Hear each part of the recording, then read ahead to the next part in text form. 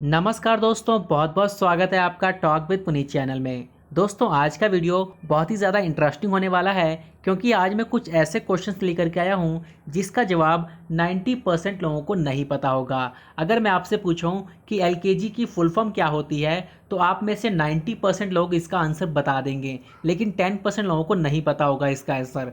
वहीं अगर मैं आपसे पूछूं कि प्रधानमंत्री को वेतन कौन देता है तो आप में से 10% लोगों को ही पता होगा कि प्रधानमंत्री को कौन वेतन देता है, लेकिन 90% लोगों को नहीं पता होगा कि प्रधानमंत्री को वेतन देता कौन है। अगर मैं आपसे पूछूं कि एम्बुलेंस को हिंदी में क्या कहते हैं तो इसका जवाब आप में से किसी को नहीं पता होगा, सिर्फ 1% लोगों को ही पता होगा।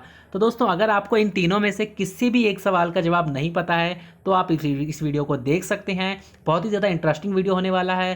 साथ ही मैं आपको यहाँ पे बताना चाहूँगा कि अगर आप किसी भी गवर्नमेंट जॉब या फिर किसी भी एग्ज़ाम की तैयारी कर रहे हैं तो दोस्तों ये वीडियो आपके लिए बहुत ही ज़्यादा इंपॉर्टेंट है। कुछ यहाँ पे जनरल साइंस के क्वेश्चन होंगे, कुछ यहाँ पे जीके के क्वेश्चन होंगे, तो वीडियो बहुत ज़्यादा इंटरेस्टिंग होने वाला है। तो वीडियो को लाइक कर दीजिएगा और अगर आप चैनल पे पहली बार नए हैं तो चैनल को जरूर सब्सक्राइब कर दीजिएगा। साथ ही आप हमें टेलीग्राम ग्रुप को भी ज्वाइन कर सकते हैं, हमारे फेसबुक पेज को लाइक कर सकते हैं और आपने हमारे यूट्यूब चैनल को तो सब्सक्राइब कर ही लिया है। तो चलिए वीडियो को कंटिन्यू करते हैं। शुरुआत करते हैं सबसे पहले इजी क्वेश्चन से। बताइए एलकेजी की फुल फॉर्म क्या होती है। एलकेजी हम सभी ने पढ़ा है ना, तो बताइए एलकेजी की फुल फॉर्म क्या होती है। चलिए मैं बता देता हूँ। एलकेजी की फुल फॉर्म होती है lower kindergarten. Lower kindergarten LKG की फुल फॉर्म होती है। लोअर का मतलब होता है छोटे छोटे बच्चे और गार्डन शब्द का मतलब होता है गार्डन। गार्डन क्या है? ये एक जर्मन वर्ड है जिसका मतलब गार्डन होता है, यानी कि बाग बगीचे। बच्चों को बहुत ज़्यादा प्यारे होते हैं तो हम खेलने कूदने के लिए जाते हैं गार्डन में, तो इसीलिए लोअर किंडरगार्टन बोलते हैं। तो इसी प्रकार यूकेजी का क्या हो जाएगा? अपर किंडरगार्टन। ठीक है, एल की जगह क्या हो जाएगा? अपर, लोअर अपर। ठीक है, चलिए अगला क्वेश्चन देखते हैं। यहाँ पर लिपस्टिक को हिंदी में क्या कहते हैं? लिपस्टिक तो बहुत सारी लड़कियां लगाती हैं ना, सभी लगाती हैं, तो बताइए लिपस्टिक को हिंदी में क्या कहते हैं? चलिए मैं बता देता हूँ। लिपस्टिक को हिंदी में बोलते हैं सुर्खी। चलिए आगे बढ़ते हैं और बात कर लेते हैं एम्बुलेंस के बारे में।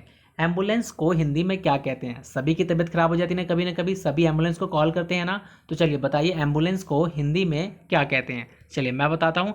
एम्बुलेंस को हिंदी में कहते हैं रोगी वाहन। रोगी मतलब पेशेंट को लेकर के जाने वाला जो व्हीकल, मतलब वाहन। ठीक है, तो इसलिए हम इसको कहेंगे रोगी वाहन। चलिए आगे बढ़ते हैं। भारत कौन से गोलार्ध में स्थित है? बताइए, ये आपके जनरल नॉलेज का क्वेश्चन है, कभी कभी एग्जाम में भी आ जाता है। तो बताइए भारत कौन से गोलार्ध में स्थित है? जो हमारा ग्लोब होता है ना, ग्लोब, तो बताइए कौन से गोलार्ध में स्थित है? मैं बता देता हूँ। इसका आंसर है उत्तरी और पूर्वी गोलार्ध में भारत स्थित है। चलिए आगे बढ़ते हैं, नोट डाउन कर लीजिएगा। उत्तरी और पूर्वी गोलार्ध के अंदर भारत स्थित है, कभी कभी आपके एग्जाम में पूछ लेता है ये क्वेश्चन। आगे बढ़ते हैं।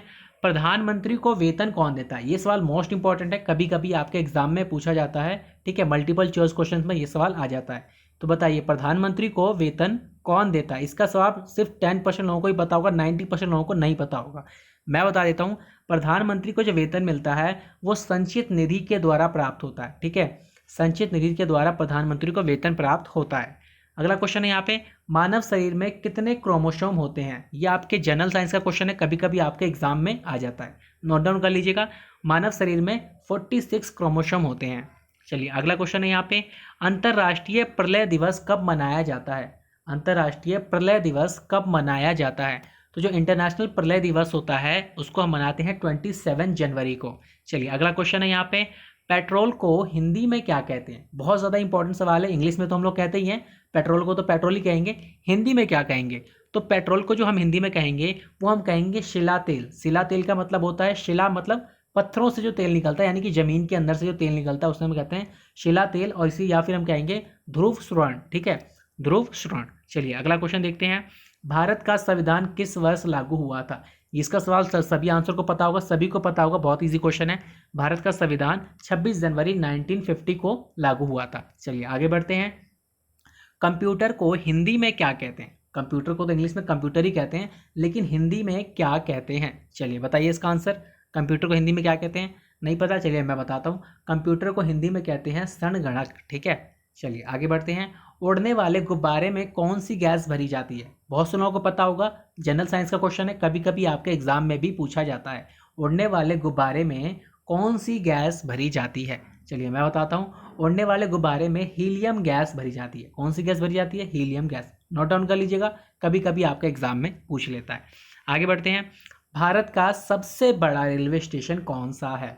भारत का सबसे बड़ा रेलवे स्टेशन कौन सा है? जनरल नॉलेज का क्वेश्चन है, कभी कभी आपके एग्जाम में भी पूछ लेते हैं, मल्टीपल चॉइस क्वेश्चन में आ जाता है। ठीक है, तो मैं बताता हूँ, भारत का जो सबसे बड़ा रेलवे स्टेशन है वो आपका गोरखपुर रेलवे स्टेशन है इंडिया के अंदर, जो कि सबसे बड़ा है। चलिए आगे बढ़ते हैं। AM और PM की फुल फॉर्म क्या होती है? हम कहते हैं ना 11 AM मतलब सुबह के 11 बज गए, 11 PM मतलब रात के 12 बज गए। तो 11 और PM की फुल फॉर्म क्या होती है? तो 11 और PM की फुल फॉर्म होती है एंटी मीडियम, हम बोलते हैं AM को, और पोस्ट मीडियम हम कहते हैं PM को। चलिए आगे बढ़ते हैं। सिंदूर को इंग्लिश में क्या कहते हैं? बताइए। सिंदूर लगाती है ना औरतें, अपनी मांग भरती हैं, जिसे हम कहते हैं मांग का सिंदूर। तो बताइए सिंदूर को इंग्लिश में क्या कहते हैं? तो सिंदूर को इंग्लिश में कहते हैं वर्मिलियन। ठीक है, वर्मिलियन किसको कहते हैं? हम सिंदूर को इंग्लिश में कहते हैं। चलिए आगे बढ़ते हैं। भारत में फेडरेशन कप किस खेल से संबंधित है? भारत में फेडरेशन कप किस गेम से संबंधित है? तो फेडरेशन कप किससे संबंधित है? ये हमारे फुटबॉल वाले गेम से संबंधित है। चलिए आगे बढ़ते हैं। मनुष्य के मस्तिष्क में कितना पानी होता है? जनरल साइंस का क्वेश्चन है, कभी कभी आपके एग्जाम में आ जाता है। मनुष्य के मस्तिष्क में कितना पानी होता है? तो हमारे मनुष्य के मस्तिष्क में 75 से 80% हमारे पानी होता है। ठीक है, यानी कि जितना भी हमारे मस्तिष्क का वेट है उसका 75 से 80% सिर्फ पानी से बना होता है। चलिए आगे क्वेश्चन है यहाँ पे, 100 रुपए के नोट पर कितनी भाषाएं लिखी होती हैं? बताइए, 100 रुपए के नोट पर कितनी भाषाएं लिखी होती है? कभी कभी तो हमने 10 के नोट पे काउंट भी कर रखा है, लेकिन 100 रुपए के नोट पे कितनी भाषाएं होती हैं? 100 रुपए के नोट पे 17 भाषाएं होती हैं, 17 भाषाएं होती हैं 100 रुपए के नोट पे, कभी काउंट करके देख लीजिएगा। चलिए आगे बढ़ते हैं। कंप्यूटर के कीबोर्ड में कितने बटन होते हैं? कंप्यूटर के कीबोर्ड में कितने बटन होते हैं? कंप्यूटर हम सभी यूज़ करते हैं ना, और कंप्यूटर को क्या कहते हैं? हम इसको हिंदी में संगणक। ठीक है, कंप्यूटर को हम हिंदी में क्या कहते हैं? संगणक कहते हैं। तो संगणक की कीबोर्ड में कितने बटन होते हैं? ठीक है, तो कीबोर्ड में कितने बटन होते हैं? 104 बटन होते हैं कंप्यूटर के कीबोर्ड में। चलिए आगे बढ़ते हैं। संविधान सभा का अस्थायी अध्यक्ष किसे चुना गया है?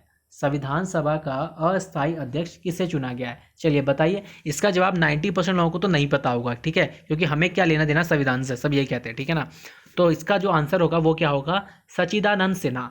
सच्चिदानंद सिन्हा को संविधान सभा के अस्थायी अध्यक्ष के रूप में चुना गया है अभी हाल ही में। तो दोस्तों ये थे कुछ मोस्ट इंपॉर्टेंट क्वेश्चन जिसका जवाब 90% लोगों को नहीं पता है। तो वीडियो कैसा लगा मुझे कमेंट करके बताइएगा। साथ ही अगर आपके पास भी कुछ ऐसे सवाल हैं तो आप हमें कमेंट कीजिएगा। आने वाली अगली वीडियो में मैं आपके सवाल को लेकर के आऊँगा। अगर आपको लगता है कि आपके पास कुछ ऐसे सवाल हैं जिसका जवाब 90% लोगों को नहीं पता होगा तो ज़रूर कमेंट कीजिएगा। इसकी पूरी सीरीज चलेगी, आने वाले टाइम में मैं आपके सवाल को अगली वीडियो में लेकर के आऊँगा।